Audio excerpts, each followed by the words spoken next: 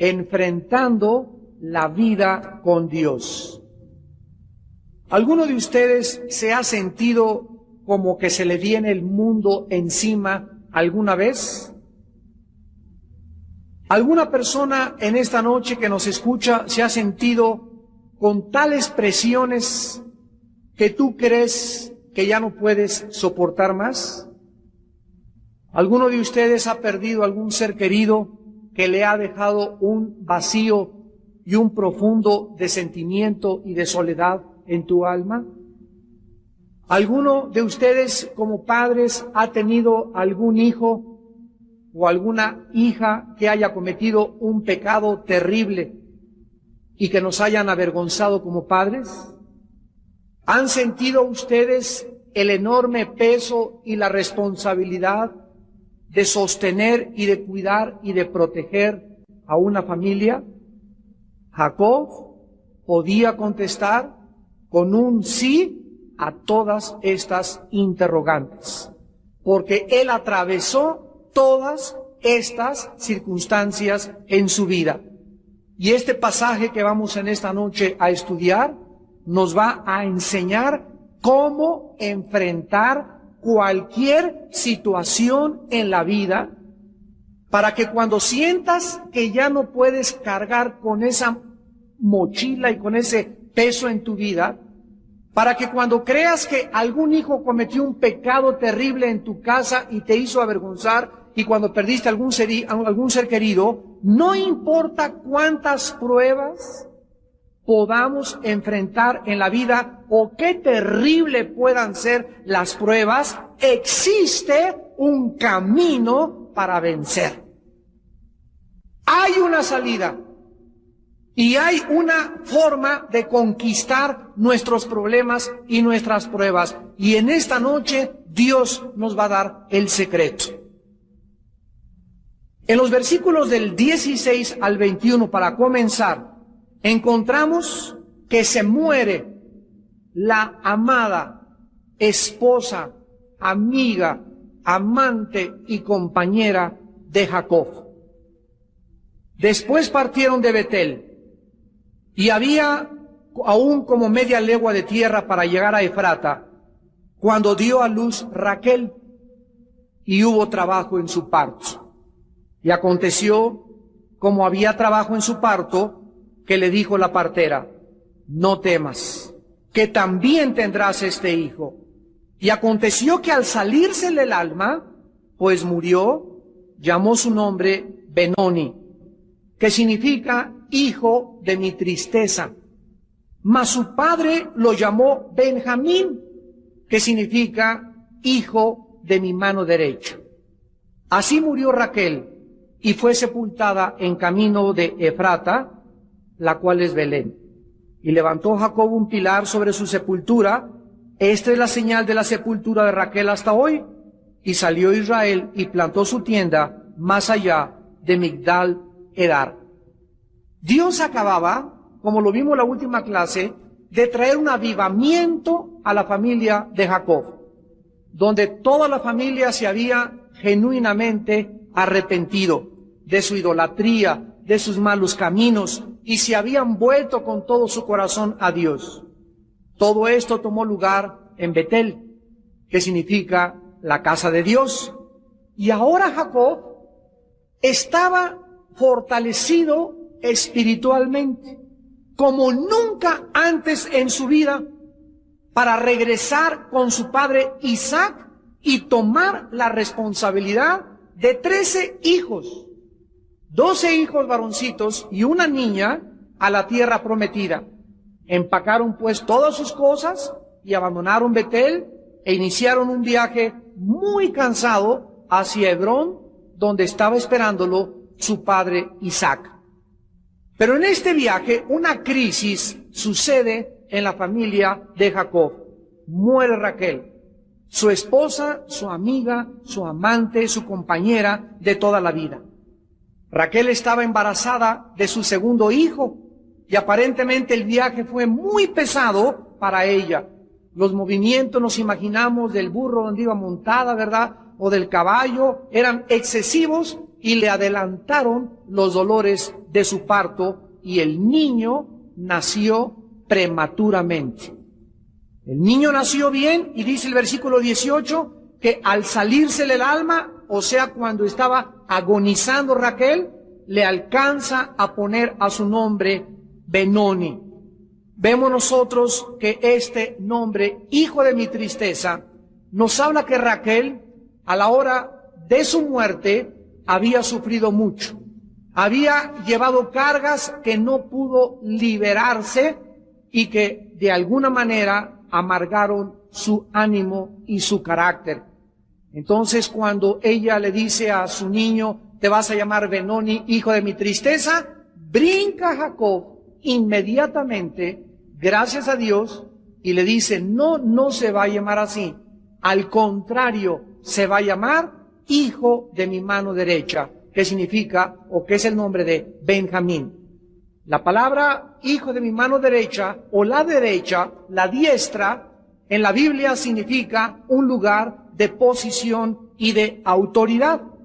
Con este nombre, Jacob estaba confesando que su hijo no iba a ser causa de tristezas, sino que su hijo se iba a sentar en una posición de honor a su mano derecha. Nos damos cuenta en Romanos 11:1 que el apóstol Pablo desciende directamente de Benjamín.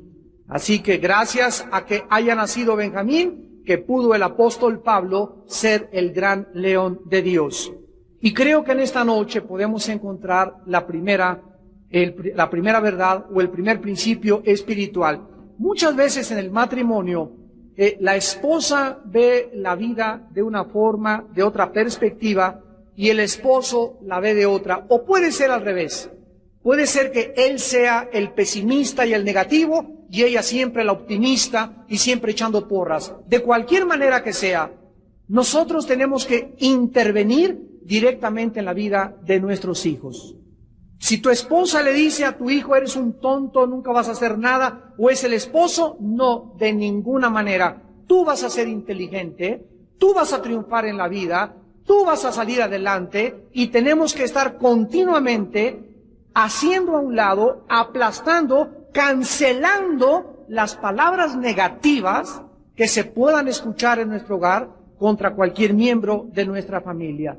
Tenemos que hablar con confianza, tenemos que hablar palabras de bendición. Dice en 1 Pedro 3:10, el que quiera ver días buenos y que le vaya bien en la vida, refrene su lengua del mal y hable palabras de bendición.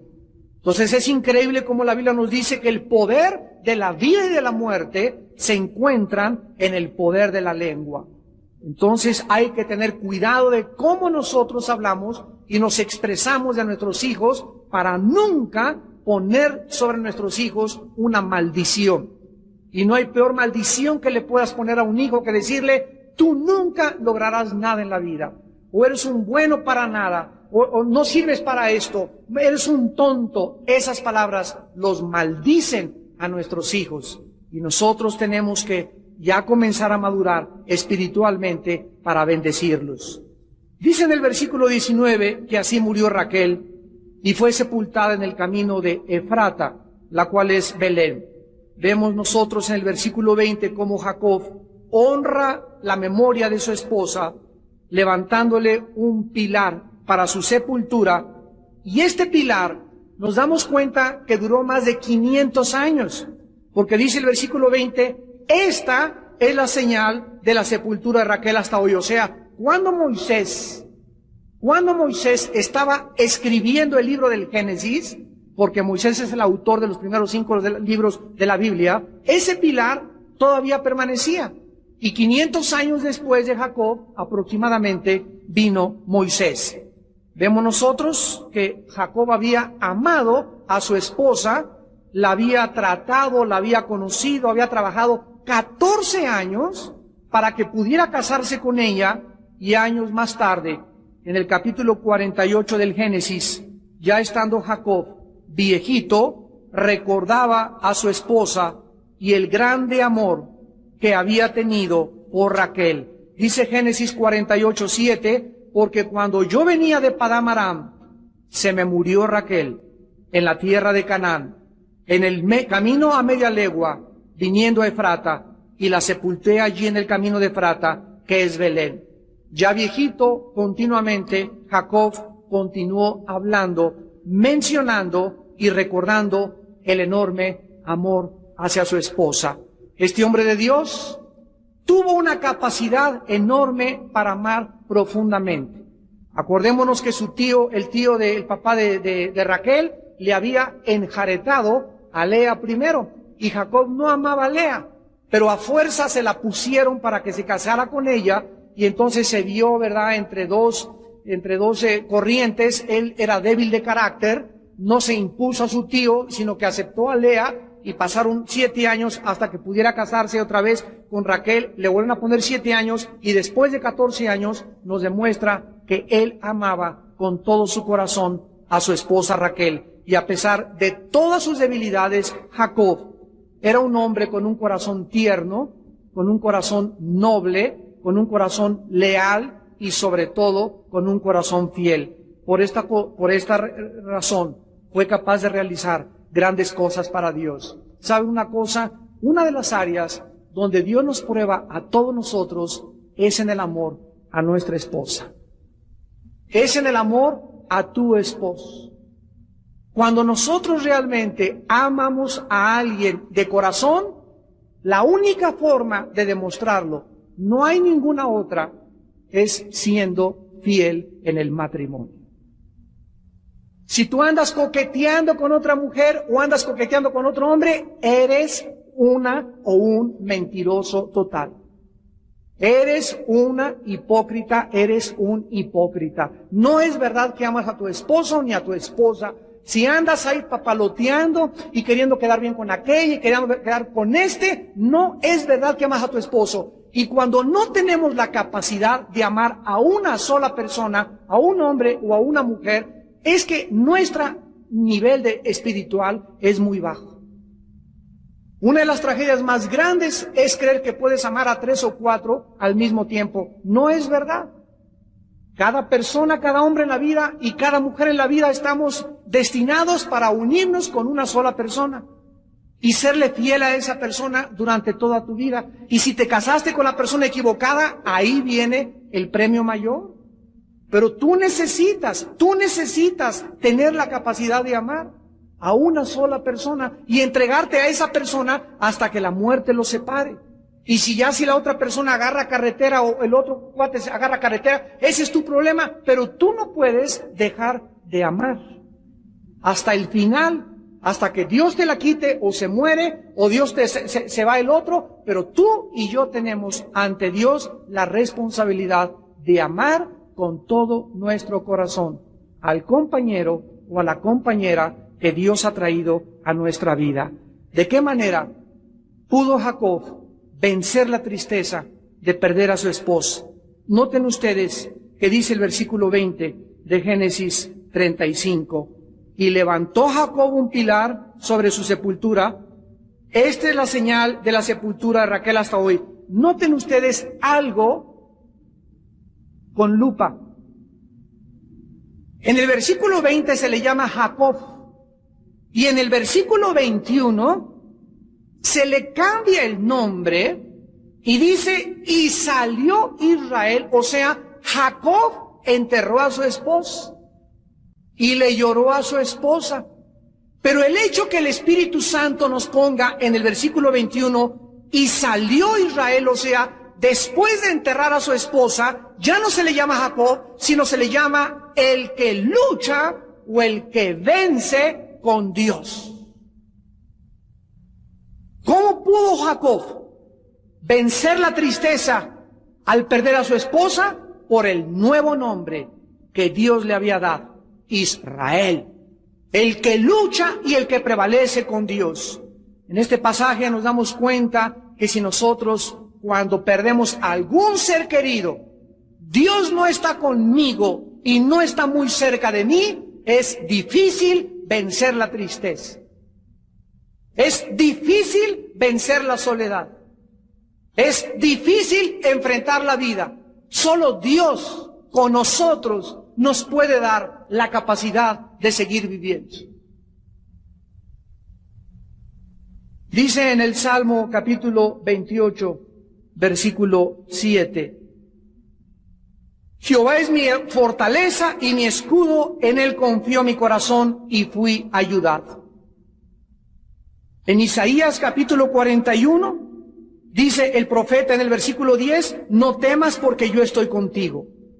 No desmayes, porque yo soy tu Dios, que te esfuerzo. Siempre te ayudaré, siempre te sustentaré con la diestra de mi justicia. Qué maravilloso saber que cuando nos sintamos desfallecer, o nos sintamos caer, o el dolor nos agobie o nos embargue, ahí está Dios que nos recuerda, yo existo, soy vivo. Y soy un Dios que te levanto, que te esfuerzo, que te impulso, que te puedo volver a dar ánimo para seguir viviendo para mí. Yo soy tu Dios, que te esfuerzo, nunca te dejaré, nunca te desampararé. Solo así podemos nosotros vencer la tristeza y la soledad de la pérdida de nuestros seres queridos. Regresamos a Génesis 35 y en el versículo 22, Jacob enfrenta la segunda prueba. Noten que le cayó, como dicen vulgarmente en México, le llovió el chahuistle. De repente se le muere primero, acuérdense ustedes, violan a su hija, Dina. Dios, a través de la violación de su hija, lo orilla a que se regrese y se consagre con él. Y gracias a que Jacob y su familia tienen este avivamiento, vemos como en el camino pierde a su esposa, pero pierde a su esposa cuando él está cerca de Dios.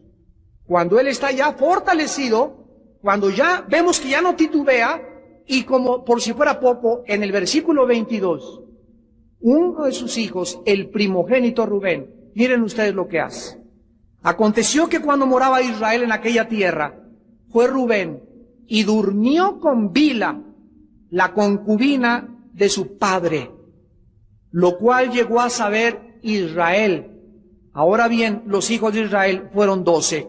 Rubén era el mayor de los hijos de Jacob, el primogénito, y ahora cometía un terrible pecado en contra de su propio padre. Había tenido relaciones sexuales con Bila, una de las concubinas de su padre, la cual fue madre de Dan y Neftalí, que eran medios hermanos de Rubén. Dos hechos nos demuestran, pongan atención, que no la violó. Dos hechos nos demuestran que esto no fue un acto de violación, sino que también ella consintió en este pecado. Número uno, Bila era mucho más grande que Rubén, por lo que tenía la madurez suficiente para saber lo que estaba haciendo y para haber detenido a este muchacho.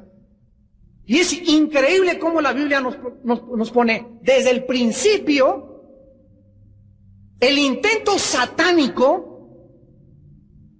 de mujeres mayores casándose con hombres mucho más jóvenes que ellas. Este no es el plan de Dios. Dios creó primero a Adán y después le trajo a Eva. El plan de Dios es que el hombre sea, generalmente hablando, mayor que la mujer. Está bien que estén de la misma edad o que ella le puede llevar 1, 2, 3 años, pero cuando una mujer ya le lleva a un hombre 8, 10, 15 años de edad, ya ella no busca un esposo, busca un bebé. Está buscando a alguien a quien darle la mamila. Y él no está buscando una esposa, está buscando una madre. Cuando un muchacho se casa con una señora mucho más grande que él no es cierto. Cuando tú llegas a los 40 y él tenga 35, 30, te va a abandonar, te va a dejar. Entiende eso. Él está buscando una mamá. Y tú fuiste su mamá por algún tiempo, y todos los muchachos y todos los hombres tenemos la capacidad, cuando no fuimos amados, cuando éramos chicos o adolescentes, de buscar una mujer en quien identificarnos. Y cuando esa mujer es alguien mayor, no es una esposa la que buscas, sino es una mamá que te cuide, que te consuele y te dé tu lechita. Pero no es sano, no es saludable, no es de Dios. Ella era mayor que Rubén. Y ella era madura para haberlo detenido. Y en segundo lugar, si no hubiera estado de acuerdo ella en este acto de adulterio, se lo hubiera reportado a Jacob. Y las intenciones de su hijo hubieran sido reveladas y Jacob se hubiera enterado. Pero ella, chitón perrito, no dijo absolutamente nada. Esto nos muestra claramente que esta mujer, ¿verdad?, era una devora hombres. Y déjenme decirles, muchachos, cuídense de esto. No se imaginan, el mundo está lleno de mujeres que andan buscando chavitos. Y el mundo está lleno también de hombres que andan buscando también chavitos. Es una degeneración y una degradación que existe en el mundo que nos rodea, que está afectando nuestra sociedad y corrompiendo y minando y a punto de destruir los fundamentos de la familia en el mundo entero. Porque ya no hay normas, ya cada quien se casa con el que quiera, a la hora que quiera, a la edad que quiera, ya no hay respeto de nada, lo único que importa es satisfacer los apetitos de la carne. Y cuando funcionamos de esa manera, estamos a punto de llegar a Sodoma y Gomorra otra vez en nuestra vida. No se dice aquí la clase de disciplina que Jacob le impuso a Rubén y a Bilha, pero podemos imaginarnos que Jacob estaba destrozado. Acaba de perder a su amada esposa y ahora el hijo mayor se mete con una de sus concubinas y la tristeza y la vergüenza comienzan a inundar el corazón del pobre Jacob. ¿Cómo podía ahora Jacob soportarlo? Notamos que otra vez, dice la Biblia, se vuelve a usar el nombre de Israel. Ahora los hijos de Israel fueron dos. No importa el dolor y la pena que hayamos experimentado en nuestra casa, con alguno de nuestros hijos, Dios nos puede fortalecer para poder vencer este dolor y continuar enfrentando al mundo a su lado. En el libro de Proverbios 10, el rey Salomón escribió: el hijo sabio alegra al padre, pero el hijo necio es tristeza de la madre. En Proverbios 28, versículo 24, dice la Biblia: el que roba a su padre o a su madre y dice que no es maldad, compañero es del hombre destruidor. Vemos que en Efesios 6, del 1 al 3, dice: honra a tu padre y a tu madre, porque es el primer mandamiento con promesa para que te vaya bien en la vida. No hay nadie de los que nos están escuchando en esta noche que haya sido mal hijo o que haya sido mala hija y que le pueda ir bien en la vida. Dios no puede ser burlado. Lo que sembramos con nuestros padres, lo recogemos en tu matrimonio, con tu novio, con tu novia o con tus propios hijos. Pero la Biblia dice que lo que sembramos tenemos que recoger. Es increíble que Dios establezca una relación de bendición en la vida de acuerdo a la clase de hijos que hayamos sido todos nosotros algún tiempo en nuestra vida. Ahora en Génesis 35 del 22 al 27 encontramos una lista que es la más completa de los 12 hijos de Jacob o de las 12 tribus de Israel. Ahora Jacob pierde a Raquel, su hijo mayor se mete con su concubina y tiene delante 12 hijos, una mujercita, para poder enfrentar la vida. Yo no sé cuántos tengas tú, pero si se te está cayendo el mundo con 2, ya sientes que 3 ya te tienen harto y los quieres ya estrangular. Yo recuerdo, mi padre tuvo 16 hermanos. O sea, mi abuela paterna fue madre de 17. Eran 5 hijas y los demás fueron varones. 17 hombres. En aquel tiempo, ¿verdad? Tenían esos, pero uno iba a ver si la gallina puso, el otro ordeñaba la vaca, el otro arreglaba el rancho, ¿verdad?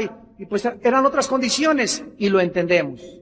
Ahora ya más de 3 ya es una familia bastante grande, pero cualquiera que sea el número de los hijos que tú tengas o que yo tenga, debemos de enfrentar la responsabilidad y vamos a darnos cuenta por qué se dan esta lista de los 12 hijos de Jacob en esta sección. En primer lugar, para mostrarnos el inmenso poder y fidelidad de Dios.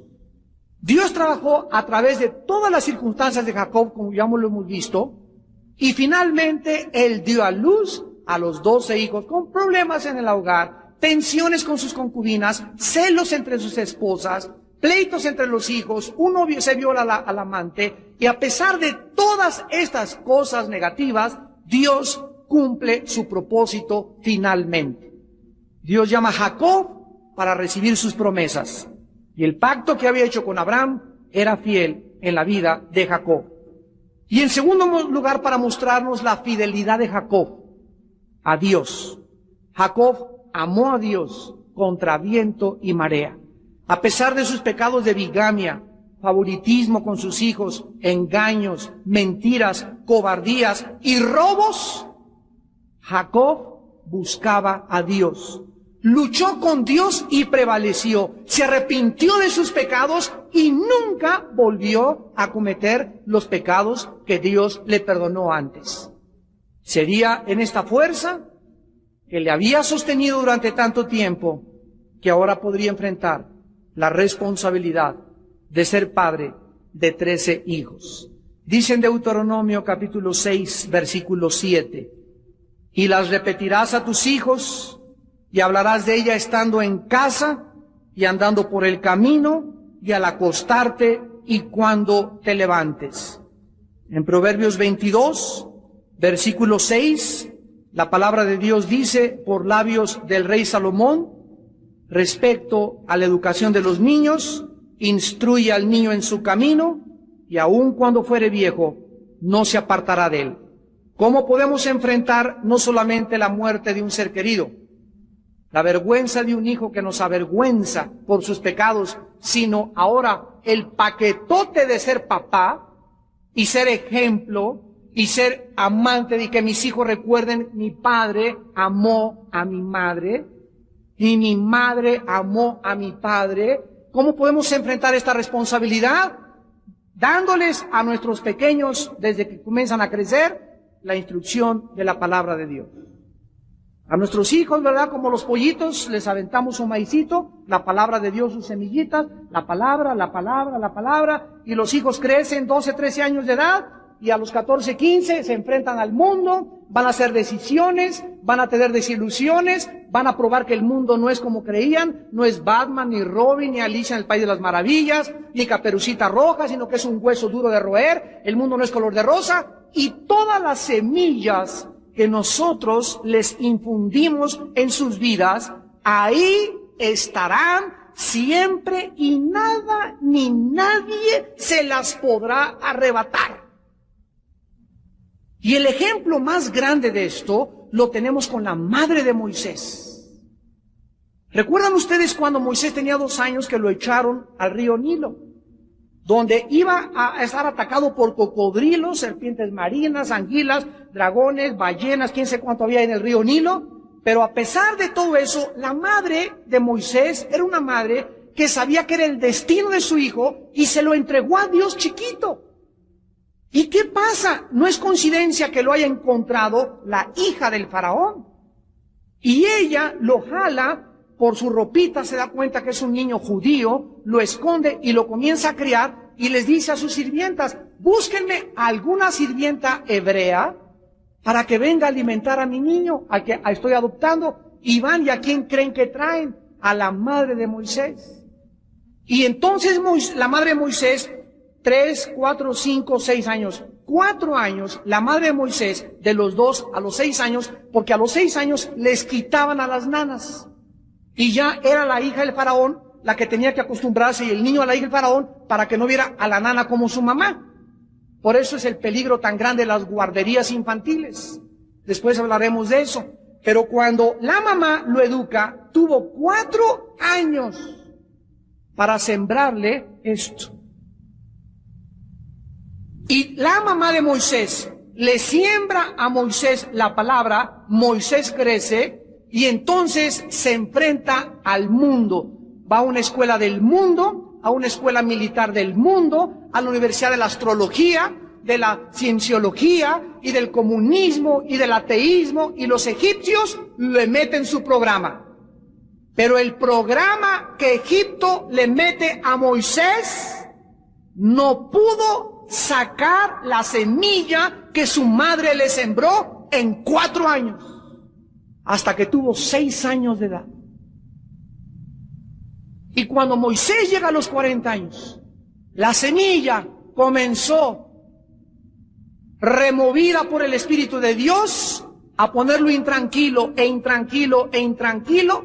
circunstancialmente huye de Egipto y se encuentra con Dios, descubriendo que él había sido destinado para ser el libertador de Israel. Y cada uno de mis hijos, hijos de ustedes, han sido destinados por Dios para ser benditos, para ser profetas, para ser predicadores, para ser hombres de Dios, para ser mujeres de Dios, para que impacten las generaciones en las que ellos se enfrenten en esta vida.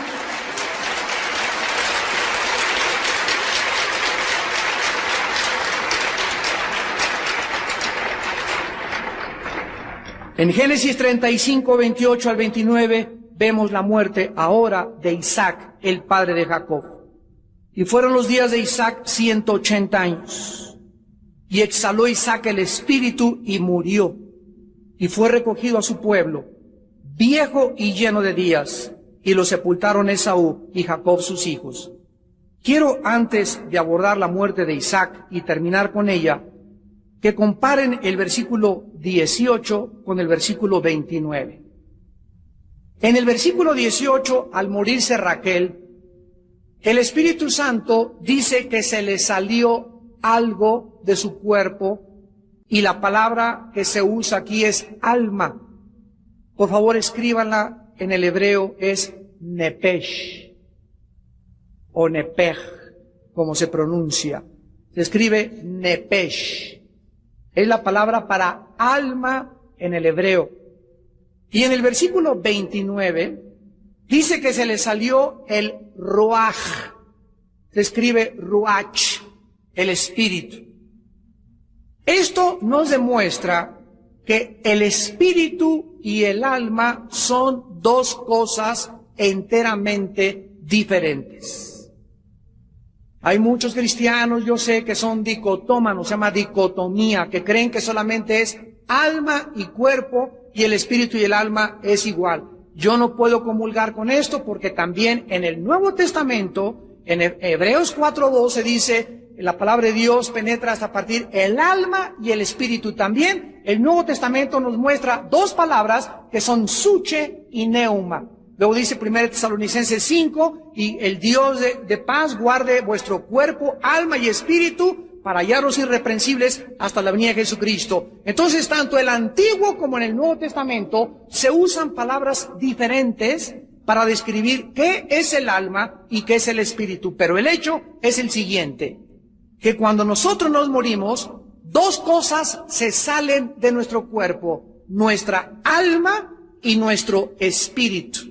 El cuerpo es reducido, duerme, se deshace, se convierte al polvo de donde salimos, pero el alma y el espíritu salen, y el alma es nuestro yo. El alma es nuestro ego, el alma es nuestra personalidad. El alma es el asiento de las emociones, los sentimientos, el intelecto y la voluntad. Apúntalo. El alma es el asiento de los sentimientos, las emociones, el intelecto y la voluntad. Y el espíritu es la parte incorpórea, inodora, inmaterial, a través de la cual conocemos, servimos, amamos y conocemos a Dios. Porque Dios, dice Juan 4:24, es espíritu, y los que le adoran, los que le quieren servir, los que quieren conocerlo, tiene que ser en su naturaleza, en la naturaleza espiritual. Si yo no tengo el Espíritu de Dios en mi espíritu, no puedo conocer a Dios a través de mi investigación científica.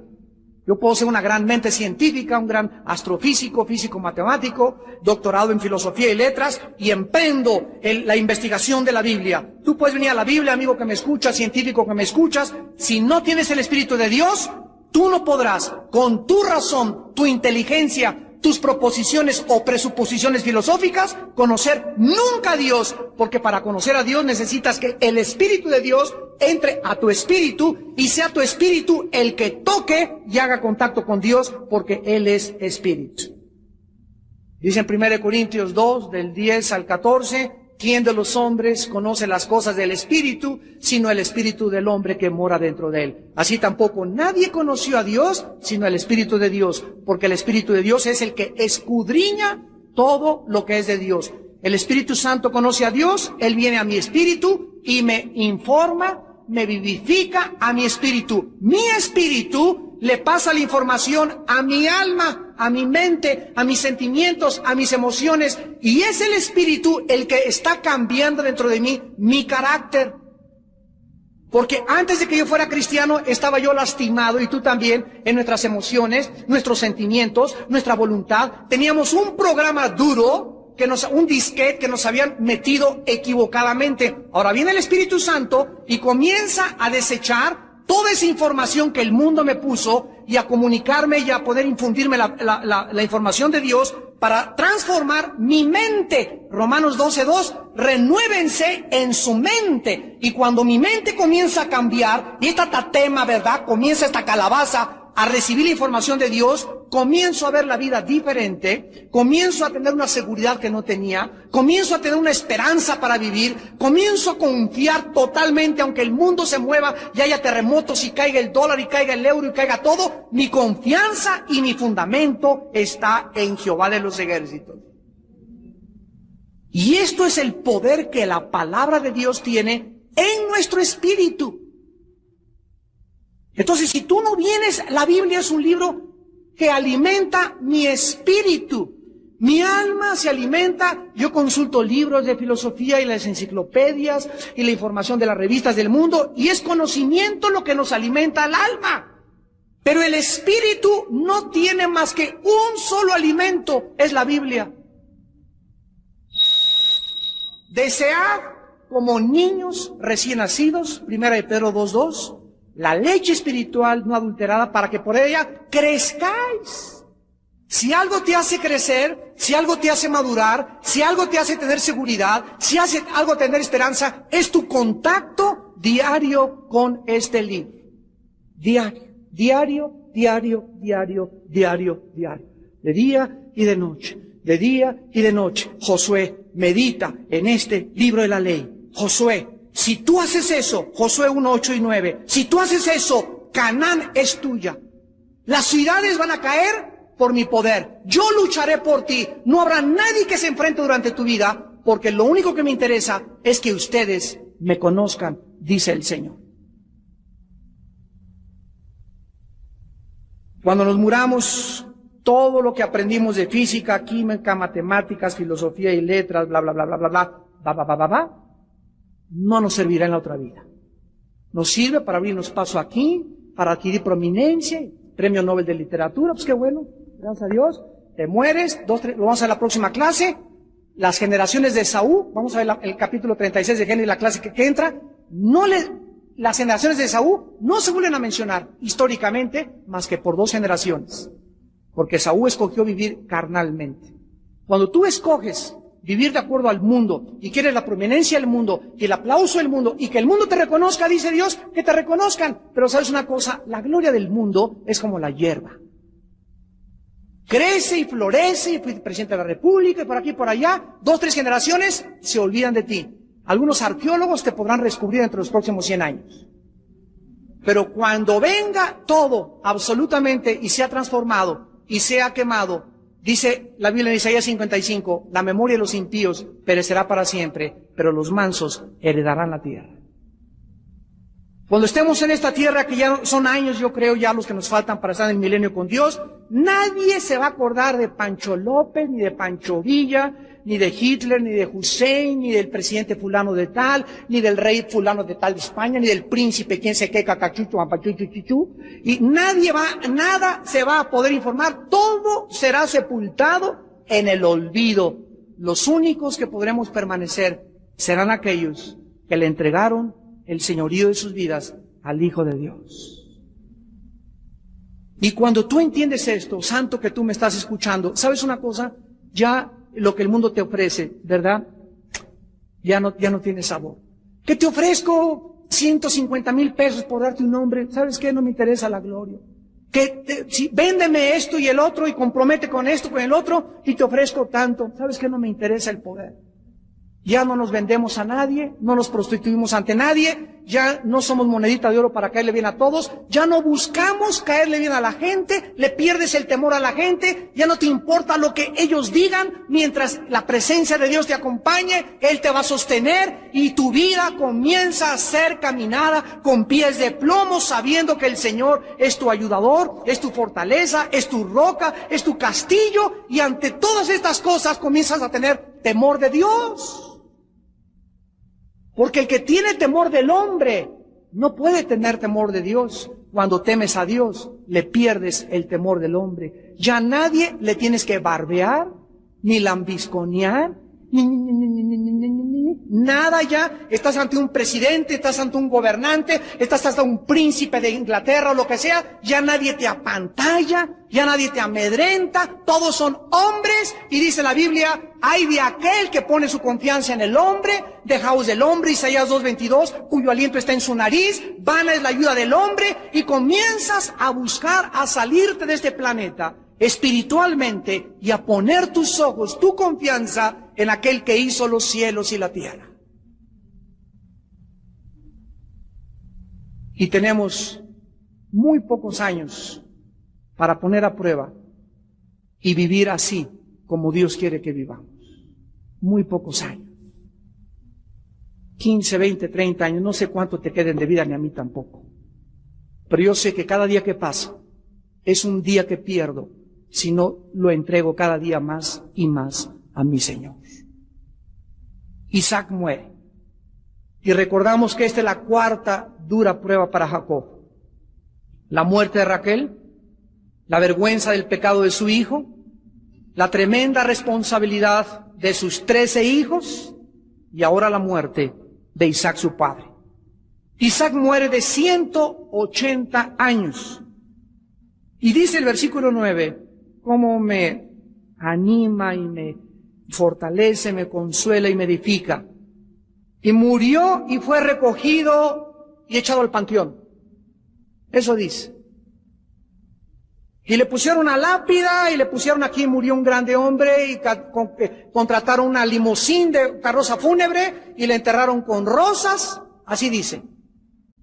Lo único que dice es, fue recogido a su pueblo. Fue recogido a su pueblo. La Biblia, al describir la muerte de los hombres y las mujeres de Dios, quiere que nosotros, al leer estas palabras, lo sepamos.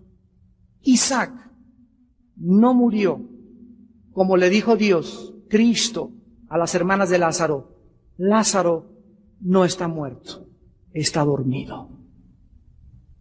Cuando nosotros morimos, seguimos viviendo. La muerte es honrada, Dios, agradables a los ojos de Jehová. Salmo 116, la muerte de sus santos. Para nosotros el morir es entrar por primera vez al descanso eterno, cuando ya no volveremos nunca a llorar, no volveremos nunca a sufrir, no volveremos nunca a tener que pagar la renta. No vamos jamás a perder ya seres queridos, no vamos a recordar nada de lo que nosotros vivimos y sufrimos.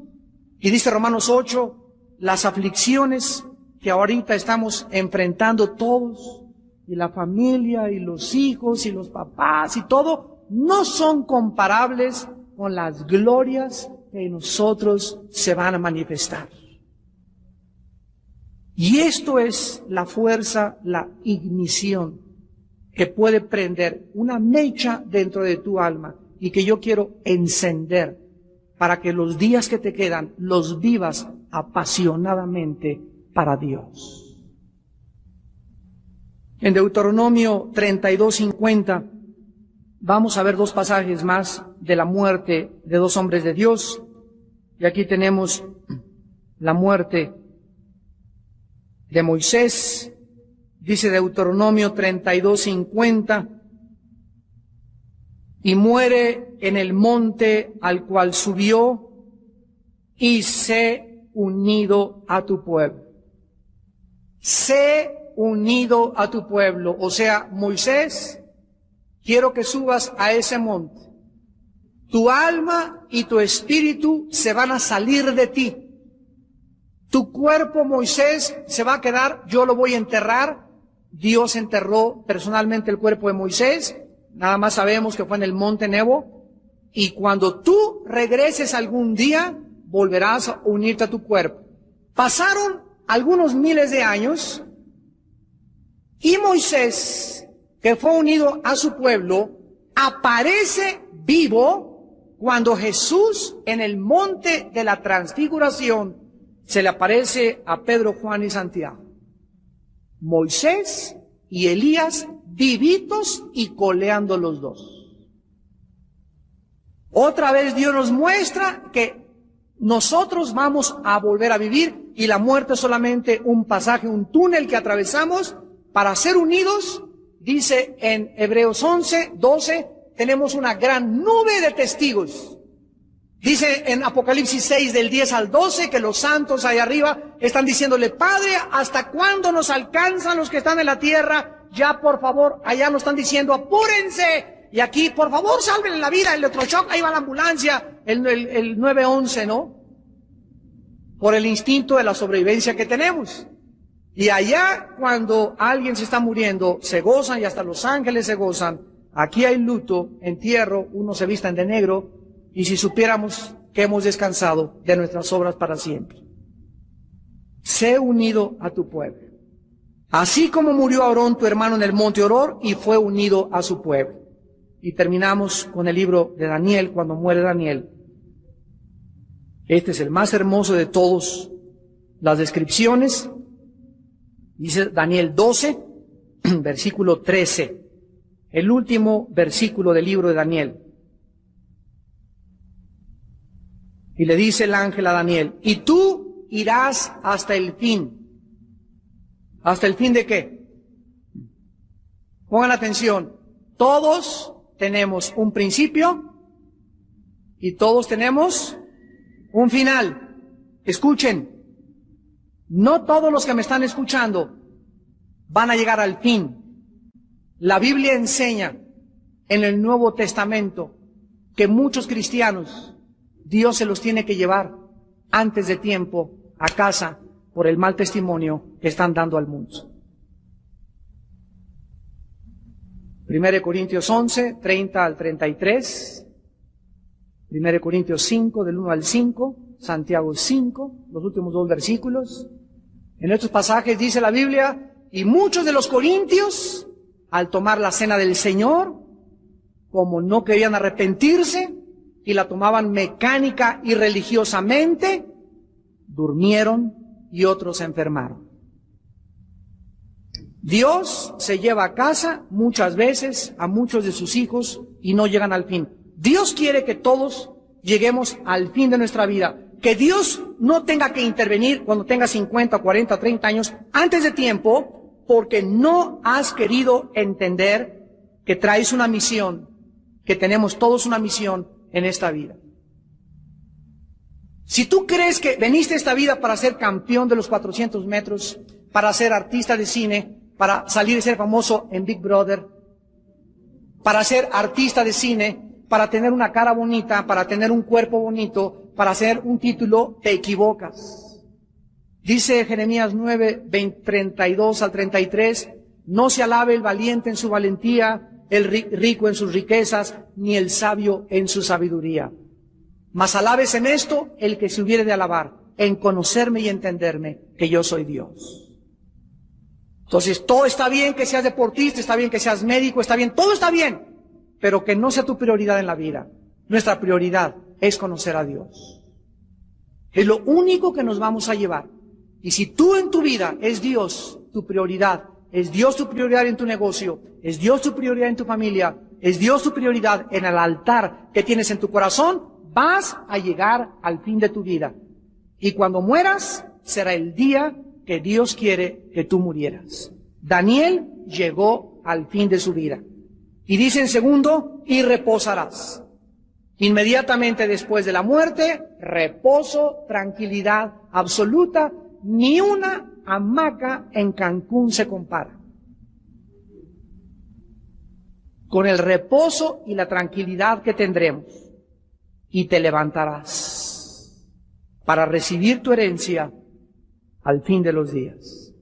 Morimos, somos unidos con todos nuestros parientes, amigos, familiares, hijos, tíos, cristianos que se unieron y que están esperándonos en el cielo, y ahí estaremos aguardando hasta que se acabe aquí abajo en el mundo el final y la tercera guerra mundial.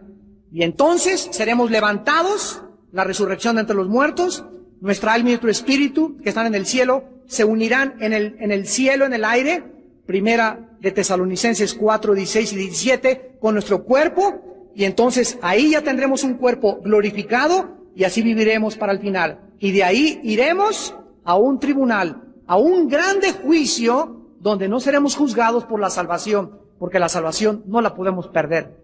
Seremos juzgados conforme a nuestras obras, 2 Corintios 5:10. Y todo lo que hayamos hecho desde el momento que nos convertimos,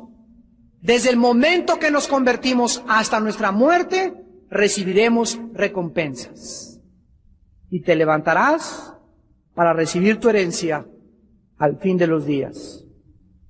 ¿Cómo enfrentamos la pérdida de nuestros seres queridos?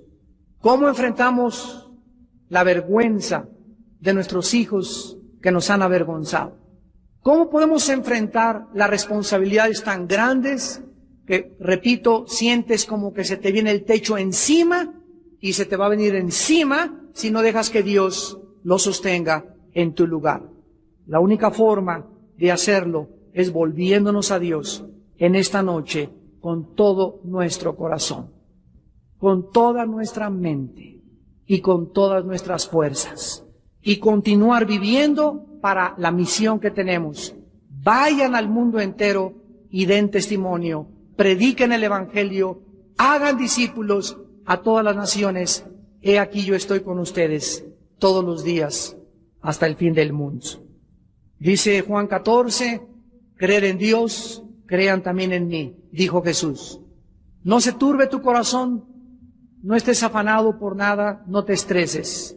En la casa de mi Padre hay muchas moradas. Voy antes que ustedes a prepararles, como el esposo le prepara a la novia su casa y su nidito de amor, voy a prepararles lugar para ustedes, para que donde yo esté, ustedes también estén.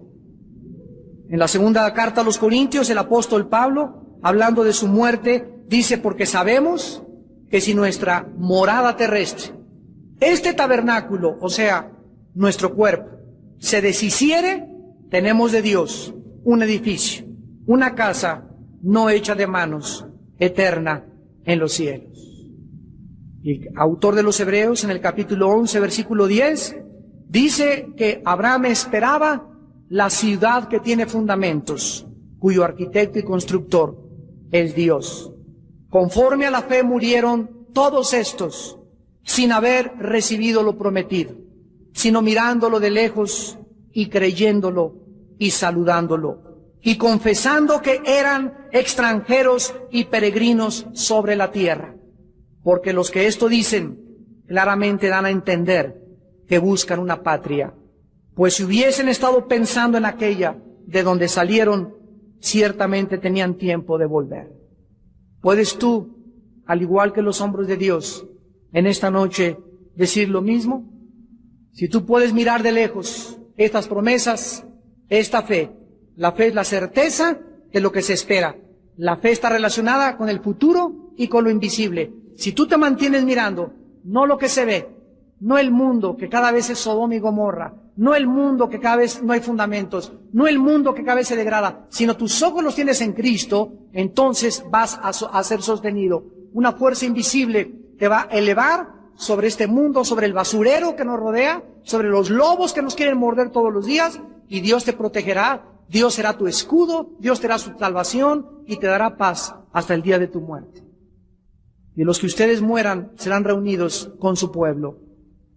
Descansarán, hermanos, y algún día todos nos levantaremos y en aquel día nadie nos podrá quitar nuestro gozo. Oremos.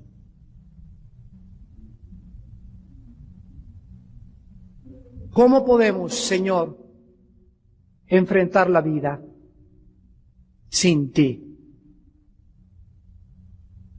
¿Cómo podríamos creer que podemos vivir, ser padres, hijos o profesionistas sin ti?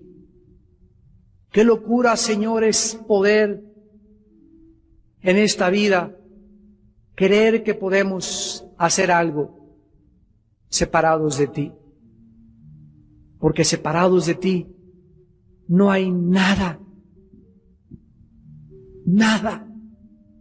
que podamos hacer. Tú nos creaste para ti, Señor. Somos tus hijos. Tú eres nuestro Dios. Te pertenecemos. Oh Dios nuestro, Dios de nuestros padres, que a través de las Escrituras nos has dejado esperanza y consuelo, porque tú moras en la altura, en la santidad, y con los quebrantados y humildes de corazón, para vivificarlos, para hacerlos vivir. Cuando nuestra alma está batida hasta el polvo, cuando sientas que el mundo cae sobre ti, cuando llegue esa crisis en tu vida donde creas que ya no puedes más, dice el Señor, vuélvete a mí, voltea y mírame, y serás alumbrado, fortalecida, animado, porque los que esperan en mí, los haré que levanten alas como las águilas. Y tu vuelo será más alto. Morarás en las alturas, donde yo vivo, dice el Señor. Y en esas alturas sanaré tus heridas, te abrazaré y te mostraré la salvación, por cuanto en mí has confiado. Cuando te sientas que la pérdida de algún ser querido te ha dejado un vacío profundo de soledad, dice el Señor, ese ser querido que perdiste está feliz, está conmigo, gozándose en las alturas y esperando que lo alcances, que la alcances, porque yo soy el Dios que enjugaré las lágrimas de mis hijos y ya no tendrán muerte ni dolor, porque las primeras cosas pasarán. Cuando sientas que los pecados de tus hijos y de tu familia te han avergonzado, recuerda que Jesús fue avergonzado en una cruz, despojado de sus ropas, en medio de dos criminales y considerado y clasificado como un ladrón. Si tú crees que has pasado vergüenzas, recuerda al Hijo de Dios. Considera aquel que sufrió tal contradicción de pecadores para que tu ánimo no se canse hasta desmayar. Y aquí estoy con ustedes, pequeña manada. No tengan miedo.